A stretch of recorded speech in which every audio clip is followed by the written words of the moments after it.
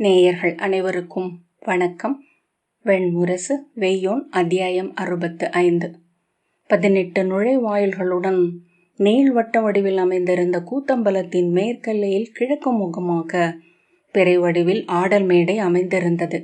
அதை நோக்கி விற்களை அடுக்கியது போல செம்பட்டு உரையிட்ட பீட நிறைகளில் அரச பீடங்கள் அமைந்திருந்தன.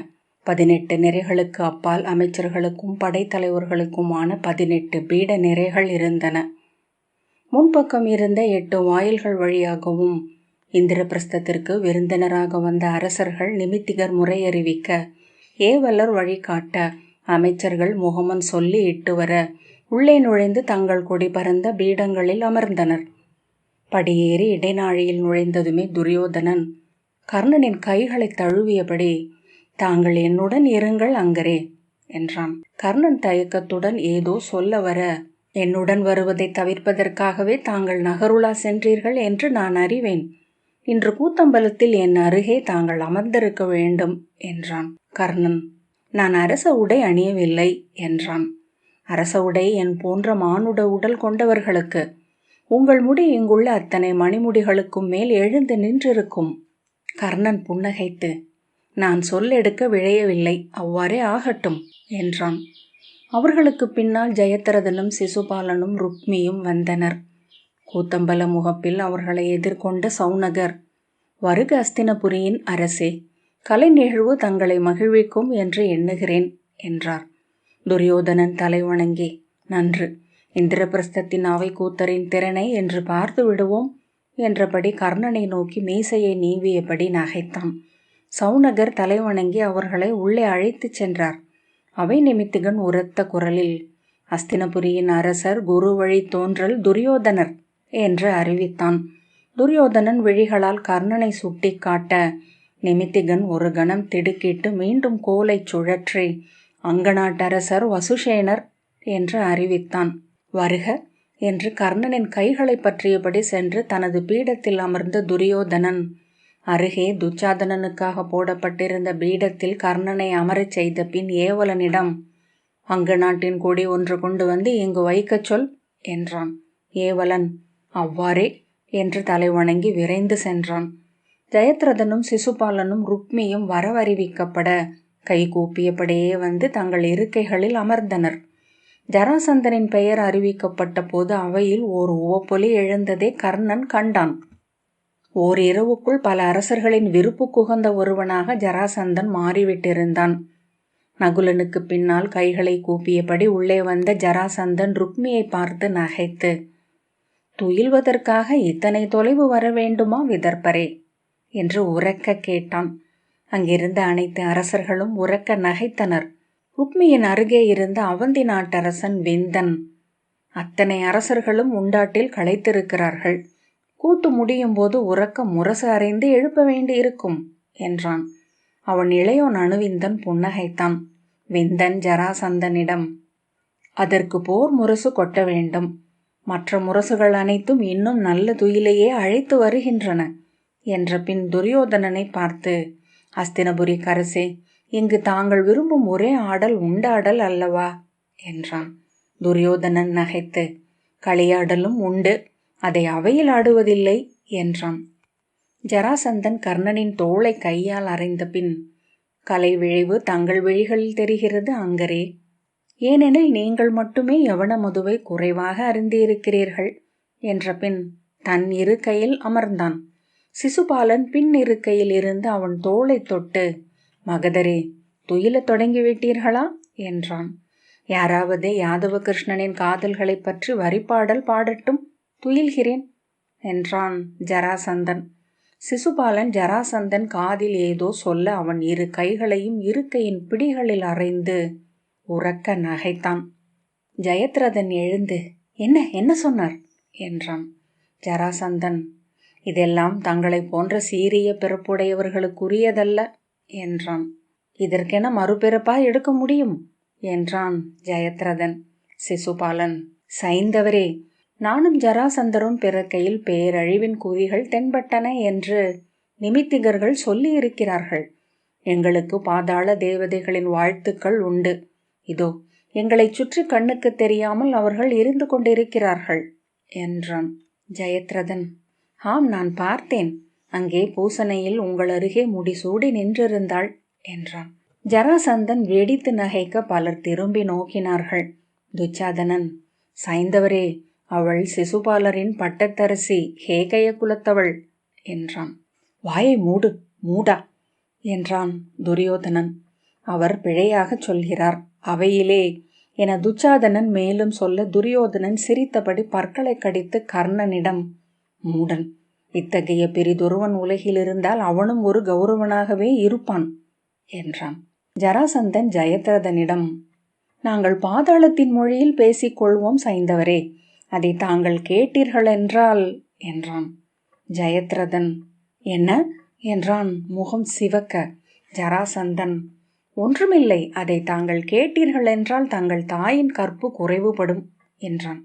ஜெயத்ரதன் மேலும் முகம் சிவந்து, அதை நானும் கேட்கிறேனே என்றான். என்ன, தாயின் கற்பு பற்றி ஒரு பொருட்டாக கருதவில்லையா என்றான் ஜராசந்தன். சிசுபாலன், நாங்கள் தயங்காது சொல்லிவிடுவோம். நீங்கள்தான் அப்படியே எழுந்தோடி சென்று 12 முறை பிழை பொருத்தலுக்கான பூசைகளை செய்ய வேண்டியிருக்கும் என்றான். சொல்லுங்கள் என்று ஜெயத்ரதன் சிரித்தபடி எழுந்து ஜராசந்தன் அருகே வந்தான். துரியோதனன் சிரித்தபடி ஜெயத்ரதனின் தோளில் தட்டி, சென்று அமருங்கள் சைந்தவரே, இவர்களெல்லாம் பச்சை ஊன் உண்ணும் காணாடிகள். முறையறிந்தவர் இவர்களுடன் சொல்லாட முடியாது என்றான். சிரிப்பை அடக்கி, அதை அறியாமல் இனி அவரால் துயில முடியாது என்றான் கர்ணன். ஜராசந்தன், நாங்கள் சொல்லப்போவதில்லை. அஸ்தினபுரிக்கு அரசே, தங்கள் மைத்துனர் நெறி பிறழாது விண்ணேக வேண்டியது அவரது தந்தையின் தவம் என்று அறிவோம் என்றான். மேலும் அவரை கொல்பவரின் தலை வெடிக்கும் என்று மொழி உள்ளது. சொல் கொல்லும் என்றும் சொல்கிறார்கள் என்றான். ஜெயத்ரதன் எழுந்து ஜராசந்தனின் தோளை பற்றியபடி, மகதரே, தாங்கள் சொல்லியாக வேண்டும். என்ன அது என்றான். சிரித்து, சொல்லுங்கள் சிசுபாலரே என்றான் ஜராசந்தன். நான் சொல்வதென்ன, நீங்கள் சொல்லலாமே என்றான் சிசுபாலன். ஜெயத்ரதன் மாறி மாறி இருவரையும் பார்த்த பின், நீங்கள் விளையாடுகிறீர்கள், என்னிடம் விளையாடுகிறீர்கள் என்றான். அவன் கண்கள் சற்று கலங்கின, குரல் இடற, என்னை பகடி பொருளாக்குகிறீர்கள் என்றான். சரி, வாருங்கள் என்றான் ஜராசந்தன். ஜெயத்ரதன் குனிய அவன் தோளில் கை வைத்து காதில் ஏதோ சொன்னான். ஆ என்று ஓசையிட்டபடி ஜெயத்ரதன் பின்னால் நகர்ந்து வாய் திறந்தான். சிசுபாலன் உரக்க நகைத்து, தீ சுட்டுவிட்டது என்றான். என்ன இது, இப்படியா என்றான் ஜெயத்ரதன். இது மிக எளிய ஓர் உண்மை. உண்மையில் இதிலிருந்து நாம் எப்படி தொடங்க வேண்டுமென்றால் என்றான் ஜராசந்தன். ஜெயத்ரதன், வேண்டாம், இதை நான் கேட்க விரும்பவில்லை என்றான். அதெப்படி, சொல்லும்படி கேட்டது நீங்கள், முழுக்க நாங்கள் சொல்லியே தீருவோம் என்றான் ஜராசந்தன். திரும்பி, சேதி நாட்டரசே, எஞ்சியதை தாங்கள் சொல்லுங்கள் என்றான். வேண்டியதில்லை என்றபடி ஜெயத்ரதன் தன் இருக்கையில் சென்று அமர, சிசுபாலன் எழுந்து வந்து ஜெயத்ரதனின் பீடத்தின் மேல் இரு கைகளையும் வைத்து குனிந்து காதில் மீண்டும் ஏதோ சொன்னான். வேண்டியதில்லை, வேண்டியதில்லை, நான் கேட்க விரும்பவில்லை என்று சொல்லி ஜெயத்ரதன் காதுகளை பொத்திக் கொண்டு குனிந்தான். அவ்வாறு விட்டுவிட முடியாது என்ற பின் ஜராசந்தன், நான் அங்கு வந்து விளக்கமாக சொல்கிறேன் என்று எழுந்தான். பதறிப்போய், வேண்டியதில்லை, நான் எழுந்து சென்று விடுவேன் என்றான் ஜெயத்ரதன். துரியோதனன் நகைத்தபடி, மகதரே, அவரை விட்டுவிடுங்கள், அவர் அந்தணர்களால் பேணி வளர்க்கப்பட்ட பிள்ளை என்றான். அத்தகையோரைத்தான் அரச வாழ்வுக்கு நாம் பயிற்றுவிக்க வேண்டியிருக்கிறது என்றான் ஜராசந்தன். நிமித்திகர் அறிவிக்க, தருமன், பீமனும் அர்ஜுனனும் இரு பக்கங்களிலும் வர முடிசூடி அணி கோலத்தில் வந்து அரியணை அமர்ந்தான். அருகே உடன் பிறந்தார் அமர்ந்தனர். திருஷ்டத்யும்னனும் சாத்தியகியும் இரு பக்கமும் வர இளைய யாதவர் வந்து அவை அமர்ந்தார். மறு எல்லையில் கிருதவர்மனுடன் அஸ்வத்தாமா வந்து பீடம் கொண்டான். பலராமர் தன் தந்தையுடன் வந்து அமர்ந்தார். துருபதரும் தமகோஷரும் பேசியபடியே வந்து அமர்ந்தனர். கணிகர் தொடர சகுனி இரு காவலர்களால் அழைத்து வரப்பட்டு அமர்த்தப்பட்டார். அவருடன் வந்த சுபலர் ஓரிரு சொற்கள் பேசிவிட்டு காந்தாரக்குடி பறந்த தன் இருக்கை நோக்கி சென்றார். மன்னர்கள் அனைவரும் அவை அமர்ந்தனர். பின்னிரைகள் அமைச்சர்களாலும் தளபதிகளாலும் நிரம்பத் தொடங்கின. இந்த ஆடல் முடியட்டும், எஞ்சியதை நான் சொல்கிறேன் என்றான் ஜராசந்தன். போதும் என்றான் ஜெயத்ரதன். பாதியில் மெய்யறிவை நிறுத்த இயலாது. எஞ்சிய மெய்மை முழுக்க சொல்லப்பட்டாக வேண்டும். அந்த மெய்மைக்குரிய தெய்வம் இதோ நமக்கிடையில் வந்து தவித்து கொண்டிருக்கிறது என்றான் ஜராசந்தன். வேண்டாம், எனக்கு கேட்க பிடிக்கவில்லை என்றான் ஜெயத்ரதன். சரி, 5 சொற்கள் மட்டும் சொல்கிறேன் என்றான் சிசுபாலன். எஞ்சியதை பிறகு பார்ப்போம் என்றான் ஜராசந்தன். இல்லை என்று ஜெயத்ரதன் எழப்போக, 5 சொற்கள் தான் சாய்ந்தவரே என்று சிசுபாலன் குனிந்து அவன் காதில் ஏதோ சொல்ல, அவன் தலையை கையால் மாறி மாறி அறைந்தபடி செல்லுங்கள், விலகிச் செல்லுங்கள் என்று கத்தத் தொடங்கினான். கர்ணன் இருவரையும் நோக்கி, அப்படி என்னதான் சொன்னார்கள் என்றான். நீங்கள் ஆரம்பித்து விடாதீர்கள் அங்கரே. ஓர் இரவுக்குள் பாரத வருஷத்தின் 40 அரசர்களின் அன்னையர் விண்ணிலிருந்து எண்ணி எண்ணி கதறும்படி செய்துவிட்டார் மகதர் என்றான் துரியோதனன். அது என்னவென்றால் என்று ஜராசந்தன் கர்ணனை நோக்கி திரும்ப, போதும், இவர் வெய்யோன் மைந்தர், பொசுக்கி விடுவார், விலகிச் செல்லுங்கள் என்று சிரித்தபடி ஆணையிட்டான் துரியோதனன். கூத்தரங்கில் பெருமுரசம் ஒன்று உருட்டி வரப்பட்டது. 7 இசைச்சூதர் அங்கே வந்து சூழ்ந்து நின்று அவை நோக்கி தலைவணங்கி கேலி கொட்டு முழக்கத் தொடங்கினர். தொடர் இடியோசை போல் முரசொலி எழுந்து கூத்தம்பலத்தை நிறைத்தது.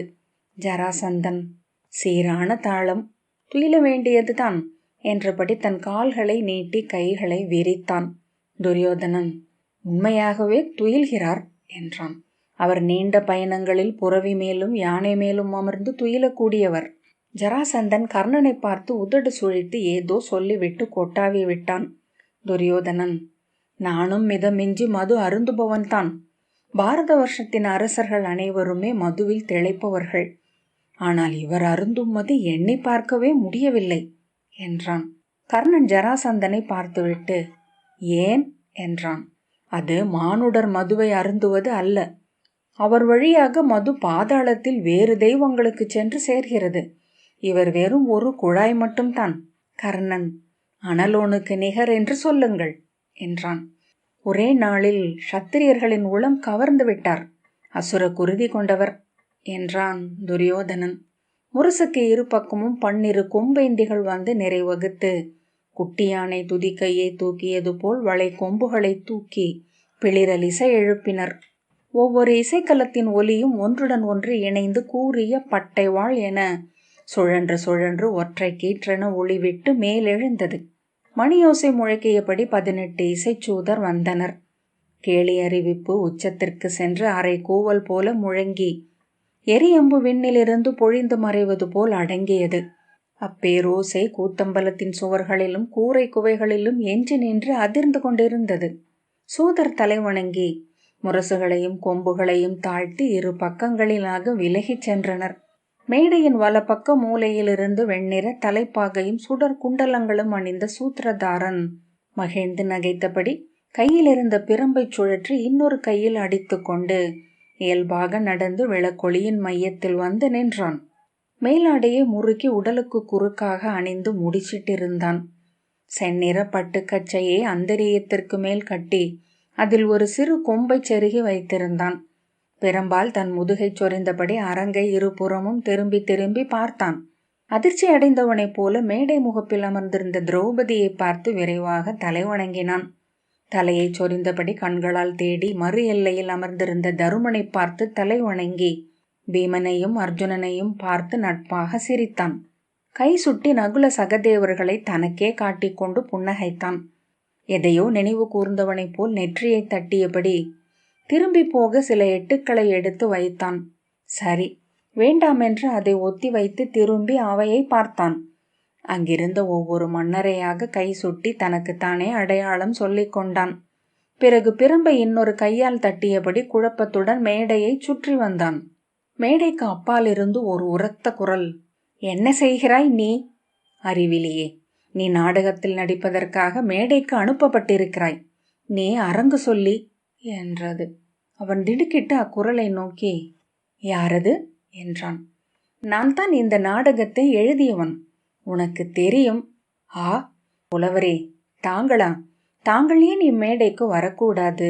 இதோ பாரத வருஷத்தின் மாமன்னர்கள் முன்னால் அமர்ந்திருக்கிறார்கள். தங்கள் திருமுகத்தை பார்க்க அவர்கள் விரும்பலாம் அல்லவா என்றான் அரங்கு சொல்லி. அவ்வாறு கவிஞர்கள் மேடைக்கு வரும் வழக்கமில்லையே என்றது குரல். ஏன் என்றான் அரங்கு சொல்லி. ஏனென்றால் அவர்கள் எப்போதும் நூல்களுக்கு பின்னணியில் இருக்கிறார்கள். சொல்ல போனால் நூல்களுக்கு பின்னணியில் இருக்கும் ஊரலருக்கும் பின்னணியில் இருக்கிறார்கள்.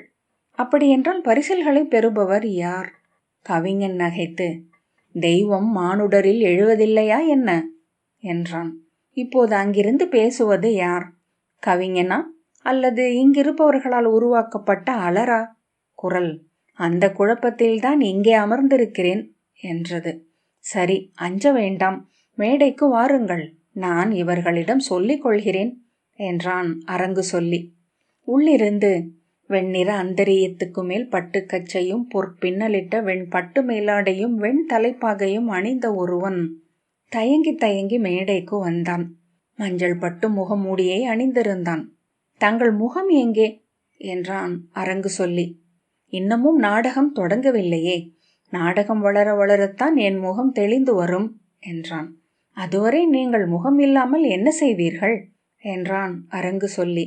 தெய்வமாக இருப்பேன் என்றான் கவிஞன். புரியவில்லை என்றான் அரங்கு சொல்லி. இல்லாமல் இருப்பேன் என்று பொருள்.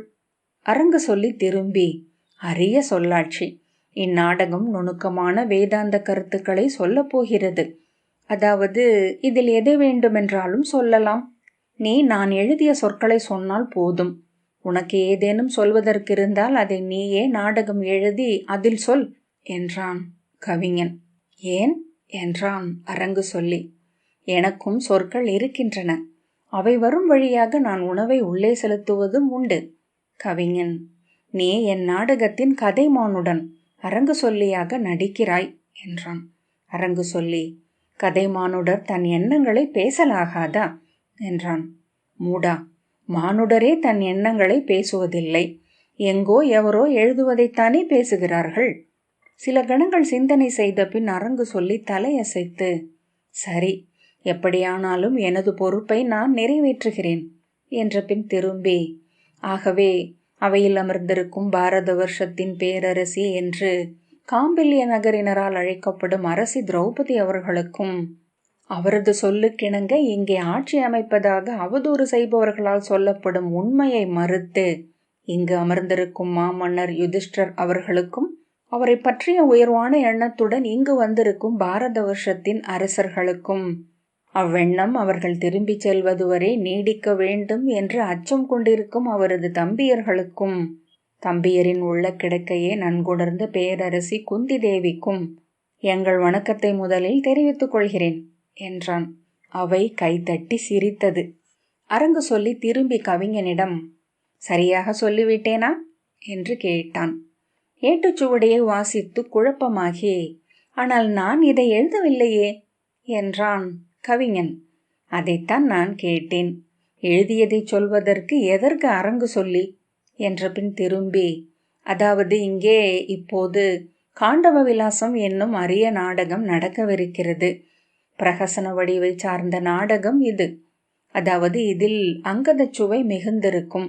ஏனென்றால் இதில் உண்மை மட்டுமே சொல்லப்படுகிறது. இதை இயற்றியவர் இவர். இம்முகமூடியை இவர் அணிந்திருப்பதற்கான அச்சம் அவருக்கு இருப்பது முறையே என நாடகம் முடிவதற்குள் உணர்வீர்கள் என்றான். பின்பக்கமிருந்து ஒரு குரல், எப்போது நாடகத்தை தொடங்கவிருக்கிறீர்கள் என்றது. அவர்கள் இசைச்சூதர்கள். நாடகத்தின் நடுவே நாங்கள் சொல்ல வேண்டியவற்றை மறந்துவிடும் இடைவெளிகளில் அவர்கள் இசை வாசிப்பார்கள். அவர்கள் இசை உங்களால் தாங்க முடியாததாக ஆகும்போது நாங்கள் எங்கள் சொற்களை சொல்வோம். பொதுவாக உயர்ந்த நாடகங்கள் மானுடரை அறியாத தெய்வங்கள், அச்சத்தை மறைக்க தெரிந்த மாவீரர்கள், வேறு வழியில்லாத கற்புக்கரசிகள், உண்டு மூத்தோர், உண்ணாது நீத்தோர், கிடைக்காது துறந்தோர், இறுதியில் துணிந்தோர் ஆகியோரின் கதைகளை சொல்ல வேண்டும். நாங்கள் இங்கு சொல்லவிருப்பது அவர்களின் கதையைத்தான். ஆனால் அவர்களின் கதையை அவர்களை அறிந்தவர்கள் எப்படி சொல்வார்களோ அப்படி சொல்லப் போகிறோம் என்றவன் திரும்பி கவிஞனிடம், அல்லவா, நான் அதை சொல்லவில்லை. நான் எழுதியது பிரகசன நாடகமே அல்ல.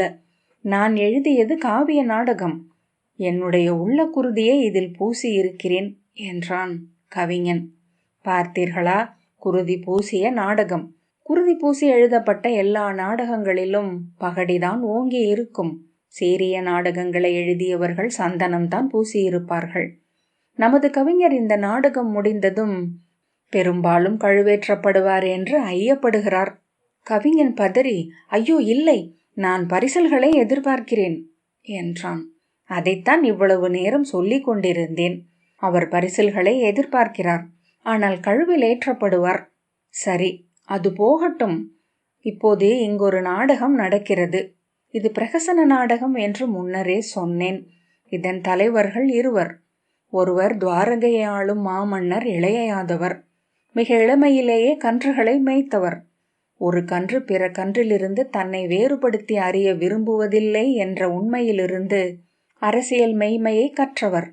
ஒவ்வொரு கன்றையும் பிரித்தறிய தெரிந்தவன் அரசனாவான் என்ற மெய்மையிலிருந்து அவர் தலைவரானார்.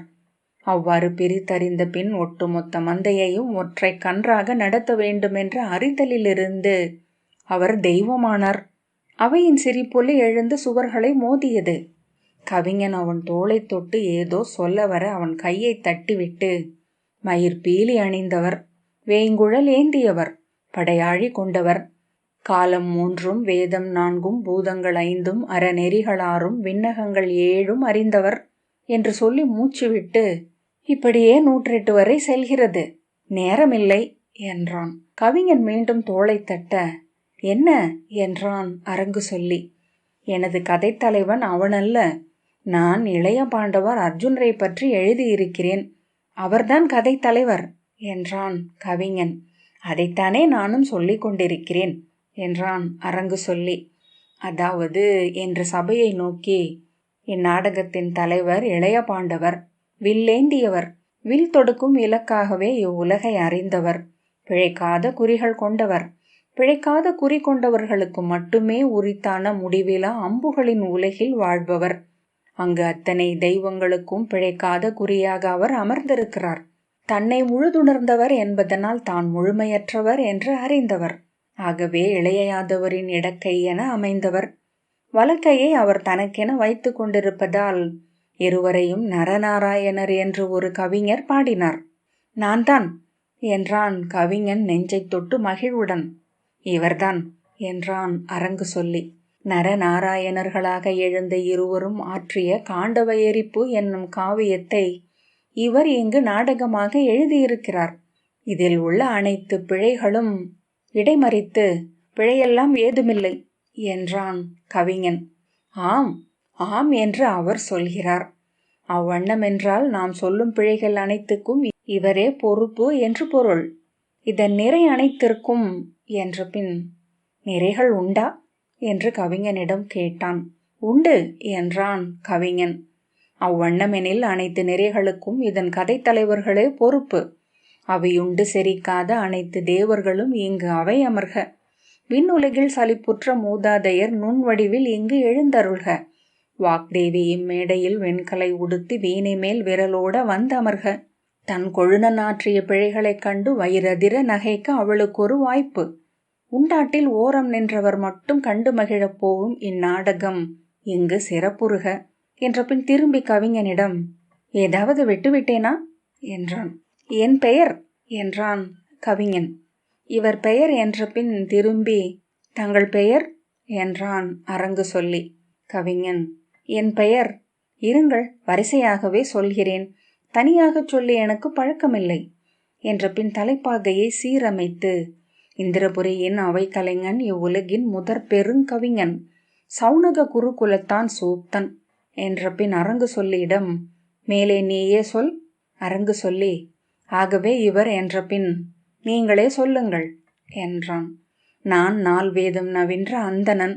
பராசர முனிவரின் பௌராணிக மாளிகையை 12 ஆண்டுகள் முற்றிலும் பயின்று தேர்ந்தேன். அதன் பின் மேலும் 12 ஆண்டுகளில் அவற்றை மறந்தேன். இது எனது 117வது நாடகம். அரங்கு சொல்லி உரத்த குரலில், பிற நாடகங்கள் இன்னும் மேடை ஏறவில்லை என்பதனால் இவருக்கு இந்த நாடகம் மேடை ஏறுவதற்கான வாய்ப்பு கிடைத்தது என்றான். இந்த நாடகத்தை சூதர்கள் நடிப்பார்கள், நீங்கள் பார்ப்பீர்கள். உங்கள் அனைவருக்கும் மூதாதையர் அருள் நிறைவதாக என்ற பின் அரங்கு சொல்லி தலை வணங்க கவிஞனும் தலை வணங்கி வெளியே சென்றான். வெய்யோன் 65வது அத்தியாயம் இத்துடன் நிறைவு பெற்றது. நன்றி.